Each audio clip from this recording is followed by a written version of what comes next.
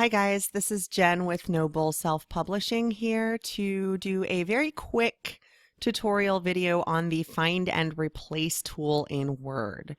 Now I have a piece of a book that I'm working on for a client, and for the sake of this tutorial, I kind of added some spaces in there because it didn't actually have a whole bunch of extra spaces, but this is the topic that I'm writing about in my current blog post, so I decided to do a fast video for it. And I wanted to just briefly go over back when, like, a history of why people put two spaces after a period sometimes, or I guess before they start a new sentence or whatever you want to call it. So back before computers and back before everything was digital and people were still using typewriters and the old like DOS computer systems, um, spacing and fonts were not really developed like they are now. I mean, you had whatever was there, whatever was available to you.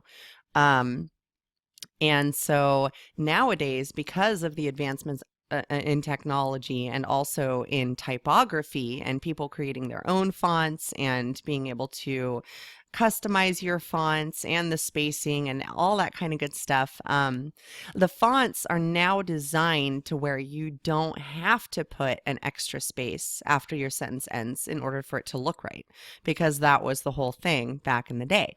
So having said that, I use the Find and Replace tool a lot for spaces, and I wanted to kind of go through and show you guys how to do that. So you go up here and you click on Replace, right? And it pops up with this window. And then for our purposes, because we're doing the spaces, we're going to put in two spaces right here and then have it replace it with one space right there. And then I'm going to click Replace All. All done. We made 504 replacements. Okay, and then we can close that. Now, this tool is really awesome if you have a specific word that maybe you forgot to capitalize throughout your manuscript. So you want to search for the word the way it is and then put in the replace thing, the capitalized version, right? It also works if you have an entire word misspelled. What it does not work for, and something that I had to learn the hard way, was replacing letters like FBI or CIA or whatever.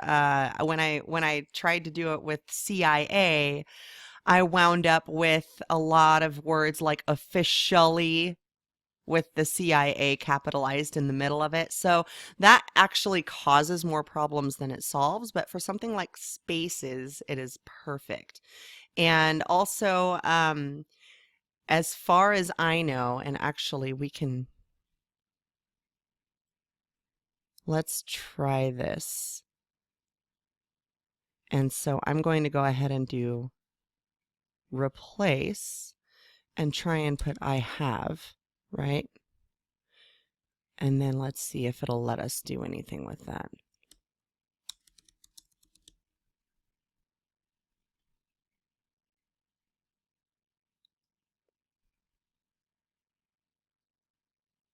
Okay, yeah, it actually does work. Okay, so